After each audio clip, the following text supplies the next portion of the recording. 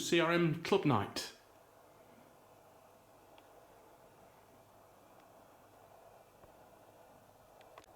We might have seen me previously building this Parkside Peco kit, and you can see now I've finished it off. It's all painted, weathered, and I've got transfers on. Looking a bit different to it did last time. I've also got glazing in the back there, and also in the other end. So it's basically painted. The underframe is just Precision Phoenix paints, weathered wood, also the roof, and just a light grey, and then weathered. Obviously the most difficult bit about this kit was probably the handrails, getting those straight. But you can see I've managed to straighten those up now. It does need a guard buy-in, probably from Model U. And also some lamps fitting to the side I think I'm going to do, and also one on the back. But I'm quite happy with how that's turned out, and so far nobody's announced a ready to run Great Western Toad. Until somebody does, this will do quite nicely. You can see I've picked out some planks on the side in a slightly lighter grey, just to make it look like they've been replaced at some point. And I've also used some panel line accent from Tamiya, just to highlight some of the bolts and things, and let it dribble down the frame. Tonight we're going to be tackling this O-gauge layout, which has possibly got an exhibition coming up in a few months' time, so I want to get this to a point where it looks more complete. So when Scott gets here we'll get that down, and I think I'm going to do a bit of track ballasting and erecting some buildings. We've got some low leaf buildings to go up at the back there, and we're going to repaint that or give it a second coat, the blue sky at the back there. Got a few of these low relief buildings, not sure who made them because we got them second hand from Mounts Models in Ilkeston. Somebody painted those up, although I have redone particularly this one, and they're going to go up on the back scene. Now whilst I've been here I've also given this lamp a second coat of the Hammerite Smooth. It's you can see some of the brush marks in it, but I might give it a bit of a sand down, another coat. But he's not looking too bad. It was really rusty when I bought it, so it's certainly better than it was.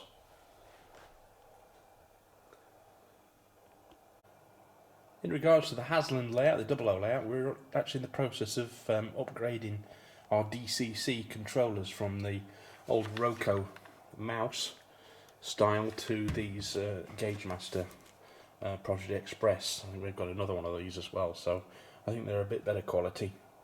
You can get more functions out of them. So not me that's doing it because I'm no good at electrics, but one of the other members is currently putting those in place. So as regards to the O gauge, we've currently got this temporary test track which is laid in the windowsill. I think that is going to be removed by the person who owns the track and things, but the long-term aim is to put it a little bit higher up, I think, across the windows and maybe around the room, and join up with our little exhibition piece there. Now that's going to be lift-outable, if that's a word, and we can take that to exhibitions and run it as a little end-to-end, but then when we're not using it for exhibitions it'll go back up there and form part of a larger O-gauge track all the way around the room, hopefully, or at least to some point further than it is anyway, so to give us a bit better run. Now hopefully, if you stay tuned to this channel, in the next couple of months I'll be announcing, hopefully, fingers crossed, an exhibition which you might be able to come and see this layout at, and also probably my Southern 00 Isle of Wight layout and some others, but we're still talking about that, so fingers crossed that that happens and I can announce that soon. This is our Stonedale 00 layout, which is a terminus, modern image. Recently some of the members have been replacing a gantry there, signal gantry, which I believe is working, but they haven't showed me how to work it, so I'm not going to mess around with it at the moment, but they've been working on that recently. This layout features a heritage centre, and it used to go to exhibitions, as did Hasland at the other side of the room there, but sort of been retired from exhibitions within the last few years, and it lives here now. Right, so we just lifted this down onto the table so we can do some work at it. I don't think you've really seen this properly yet, but we've only got 2 points. Obviously there's the engine shed there, which is still work in progress. I know some people have been saying I need to add doors and all that sort of thing, and yet they're right. But basically that's long enough for a couple of 40s. There's a standing room here for another couple of locos probably. There's a little head shunt there, which you can get another loco in there. And that'll go through another back scene like this, probably through a road bridge or something like that, into the fiddle yard. That is when we're using it in exhibition mode. When we're going to use it eventually around the room, that'll just be the continuation, hopefully round that wall, as I was saying earlier. But we got this, I'm going to take the shed off and we're going to repaint or give it a second coat of this blue, which is just Wilko's paint. I think it's called Moody Blue. It's not bad actually as it is, but we'll get some better coverage on it. So we'll just tip that up and get that done, and then we'll get some ballasting done, I think. So we just tipped it on its side, and you can see Scott's getting a good coat on there with a little cheap roller from Wilko's. Giving a bit of a textured finish, but I think that'll disappear.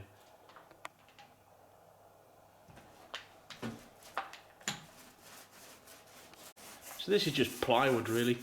We did have a discussion about whether we were going to use a back scene but I think we agreed that just a plain blue background and then those low relief buildings on front will give it a good enough effect.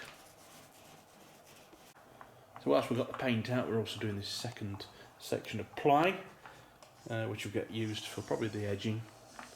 Get a hole cut in it so a diesel can go through, or that'll be used for the extension in future.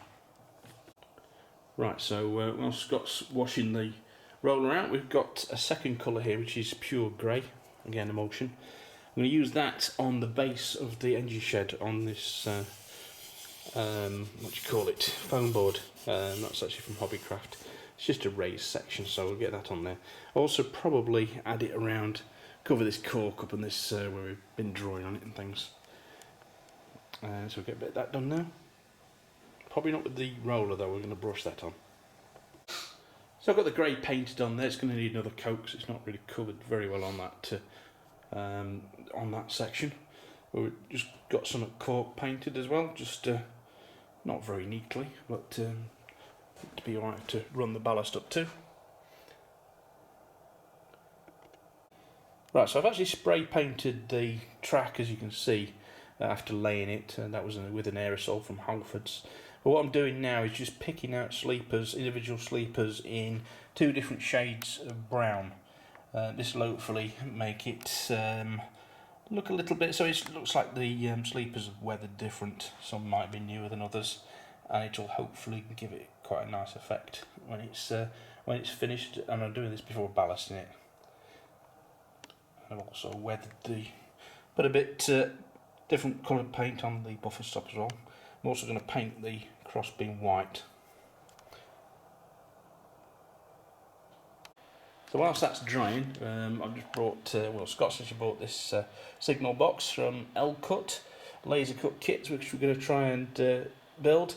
But as a test piece, I bought 2 line side huts, which I thought we'd have a go at building one each. I'll keep one at home and one will go on this layout somewhere. Probably, I don't know, around about there maybe, or somewhere around the edge. So these are actually about £4.90 something, so about a £5 each. So Scott's opening these up. Let's see what we get. I don't think there's actually any instructions in there, but we'll have a look. Doesn't look like so, from being on. It doesn't look like you need instructions apart from that picture on the bag. There's basically a roof and 4 walls and a chimney. Don't know what that is, but I'll say that, but so what glue are you going to use for this? I don't know. I reckon we can use either PVA, or probably that's super glue. We'll have to make sure it fits first. Right. Make sure the pieces go together. Ah, right. Do a test fit. Yeah, test fit first, because I think it's always best to do a test fit first, so you know where everything goes first, and then, because otherwise there's nothing worse than gluing it, and then you've got to undo it again. It's nothing, but I think that's just, well, and then I think that bit goes on the back. Yeah, so this is it, you see, you've got to make sure, here we go, yeah, so that will go back in there. Your bit with a door. And this is going to go at the front. Chimney, yeah, and that. Yeah, I don't think you need instructions. I think if you did, then I think, well, you shouldn't be doing any modelling. You shouldn't be doing modelling. Right. Yeah. I'm going to put the camera down and get mine done as well. Yeah, I think. that's it. Yeah, I'll try it with this all-purpose cement, I think, and might strengthen it later with a bit of super glue. Which are basically on the full end instructions there. So you've gone for doing the front bit first, whereas I've gone for the back and the sides, and mine's falling apart. Look. Yes. On camera. There you go. Do the intricate work first, I think, inside. Right. I think that's the key for me. And then once that's out of the way, then you can rebuild the rest afterwards. Right. Okay. I think yours is going to look better than mine, but right, okay. There you go.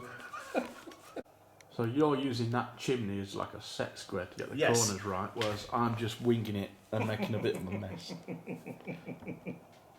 That's moved because I think, well, I'll say that. Oh. So your roof's not glued, is it? No. I'm just getting. Mine is actually. I've just poured some super glue in there. So. Yeah, but if you have to do the readjusting, you're going to need really. This is where you can readjust things because some things won't fit right. Yeah. And if you super glue everything, then I'm afraid. Too late. It's done. It's done. You see me because you have to twist it.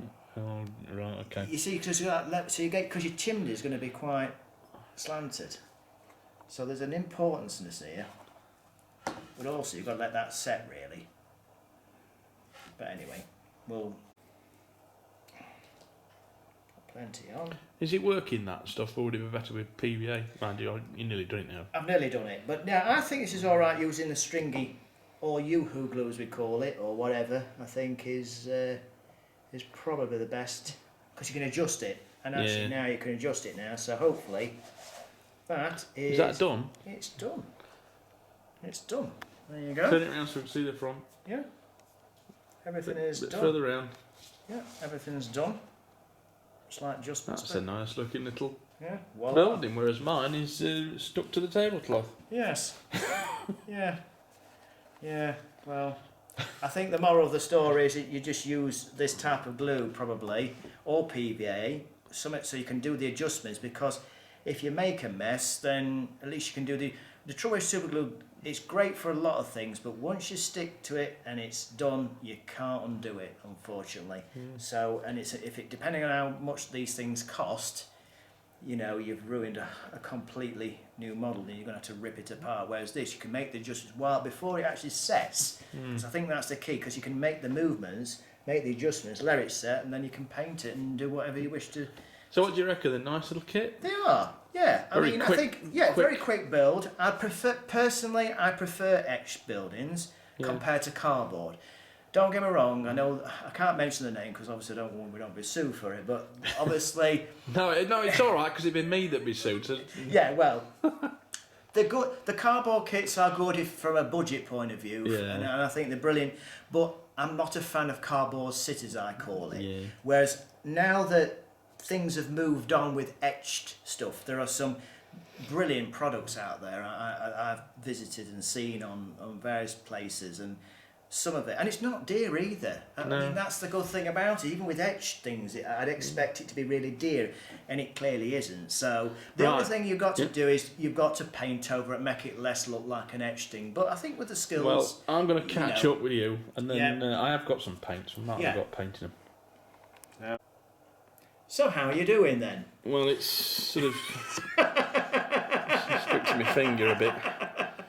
The morals of super glue. Right, well they're both finished. That's mine, done with the super glue and stuck to the base. And that one's Scott's. They both look okay, although Scott keeps pointing out mine's got a wonky chimney. But nice little kits, aren't they, really?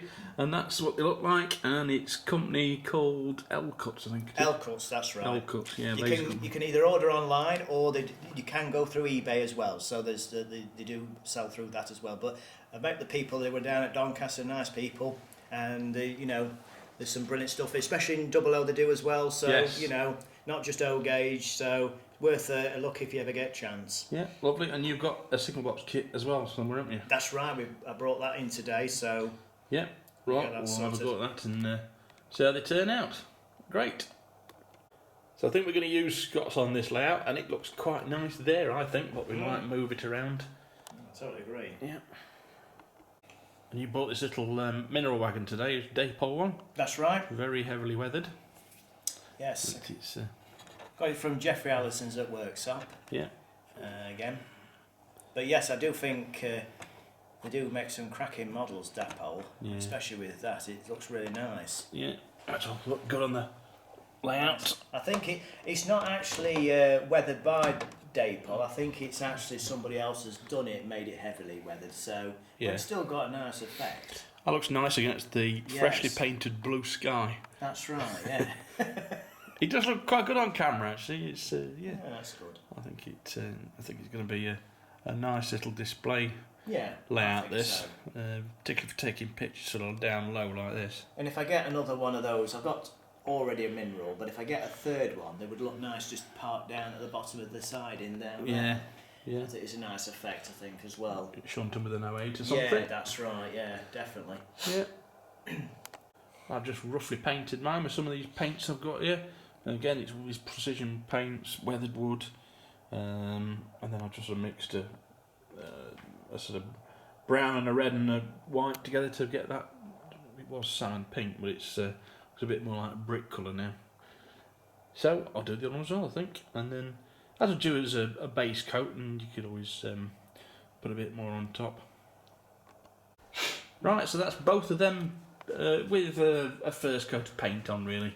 Do a little bit more to them. Might put some windows in them, actually. Add some plastic strips. Put a bit of glazing in there as well. So here's your latest. Well, you're not bored, have you? You've had it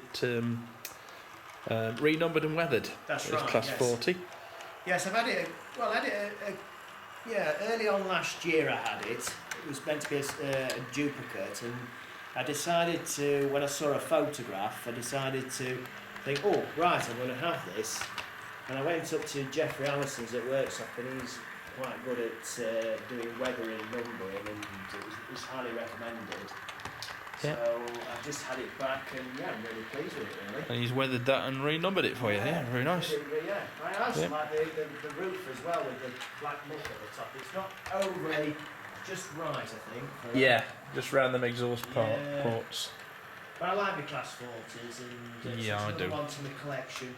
Whistlers. Yeah, love the whistlers. And this is chipped as well, is it? That's right, it's DCC on board according to the Bachmann, so I've just had to, there was a bit of an issue earlier on, which I had to, because it wouldn't move, and I just had to reprogram it back again to 03, and it's working properly again now, so Lovely. yeah.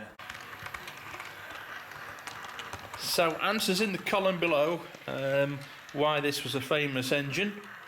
You see the number there on the side, 40126. Yeah, we're not going to tell you, but answers in the column.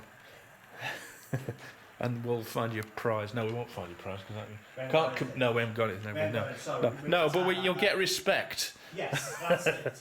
That's it. Yeah, We're a bit tight that way. we are very tight. Well, we've been being very tight on this new build, this O-gauge exhibition layout. It's we're not spending a lot of money on it. It's just seeing how little we can spend on doing it. Based on a shoestring principle. That's it. Yeah. Yes. Well, that's lovely. That's a nice weathering job. I'm And really it's happy with it. It's I'm really pleased how it's come out. And as I say, it's nice to add to my other class 40s that I've got. yeah, and I've got a couple as well, haven't I? But Yeah, yeah. lovely. Yes, I'm really pleased.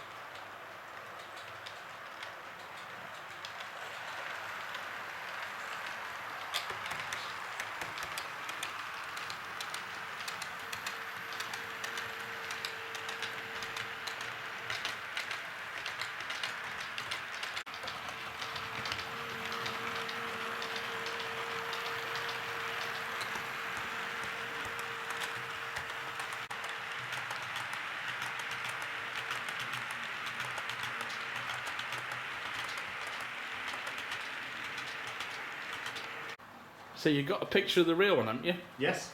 So it's, This is what's the. There you go. all right. Did you take that to Steve and ask him to Yes. of match it up pretty much? Yeah, basically, because when I saw it, I thought, oh, I like that. Yeah. I'll have that renumbered. Where is that? Because that's with an electric, isn't it? It's an 86 or something. Yes, it is. I don't know whereabouts the station is. I can't confirm nice it. picture. Yeah. I'd like to think it was crew, but I don't think it might not be, because somebody might say, no, it's not. So, that's nice. But yes, and that's what I thought, because I'd already got a duplicate of that, I thought, oh, well, I can renumber this. And this particular number I really wanted. I have got one in green version of it. Yeah, the number. Which you done for me kindly. So I thought, if I have a blue one, and hopefully people will know what it is. Yeah. Hopefully. And I know there'll be a lot of people out there that might disagree with me, but unfortunately not many manufacturers will do this one. No. And I think that will be the clue that it's That's a very it. controversial You're giving one. them too many clues That's now. it. Well, That's all I'll say to yeah, it. that's it. Enough there. Brilliant. Well, I think that paint's probably dry, so I'm going to start doing a bit of ballasting on the O-gauge layout now. But that's great. That's a really nice body. It looks good on them wagons as well. It does, yes. I like it with that as well. Yeah. So there we go. I'll put them three. Oh well, my brake van.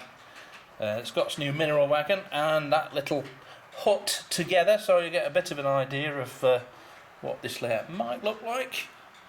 But now it's on with a bit of ballasting before we have to go. So I'm using double O gauge ballast. It's not actually that stuff. This is just the container I keep it in. In fact, you bought it, didn't you, Scott? did. What was it? Was it Jarvis or something? It was that. It was Gauge Masters, Oh right, okay. and it was to do with that company. Is it called Knock? Yeah. Oh, it's just a grey ballast basically. That's the bit you can see. I've not put the glue on yet. I'm putting the glue on fairly thick. I use rubbing alcohol, surgical spirit from Tesco's, mixed in with this PVA and water. The surgical spirit, or you can use washing up liquid. I've actually got both in there. That actually breaks the surface tension and stops bubbling, and it won't move the ballast, because if you try and do it without, you'll find basically all the ballast runs away like a flood, and it moves to where you don't want it. So that just stops it. It keeps it where it is. And don't mix it with a glass of milk either. No. Those sides that will not work. No, when you buy surgical spirit at Tesco's, they do ask you what you're using it for. So if you do tell them that you're using it to break the surface tension on ballast for your model railway, they will look at you very strange. So you're better off just saying, no, I'm drinking it. But anyway, that's what I use it for. If you're underage, of course, you can't buy that. Washing up liquid works nearly as well. So I've got that end done. I'm going to try and leave the points till last. I was actually going to ballast all the way into the shed there, but Scott quite rightly pointed out that probably needs to be some sort of hard standing area in between the tracks and things, so I didn't go quite to the end, so we'll probably take that out there. Just needs ballasting just up to the shed entrance there. I know ideally we would have put pits in and so on, but we are trying to do this on a budget and trying to do it quick, so forgive us for not putting the pits in, but I don't think it's going to matter too much, because when the shed's there you're not going to see too far into there. But I'm just ballasting this side in here, and probably about halfway done so far. Right, well that's about all we've got time for this week. There's some ballasting left to do around the points, but I'm going to leave that till next week, because you need to make sure you do that properly. But the majority of that is now done. So thank you very much for watching. We'll see you next time. Comment, subscribe, and bye bye for now.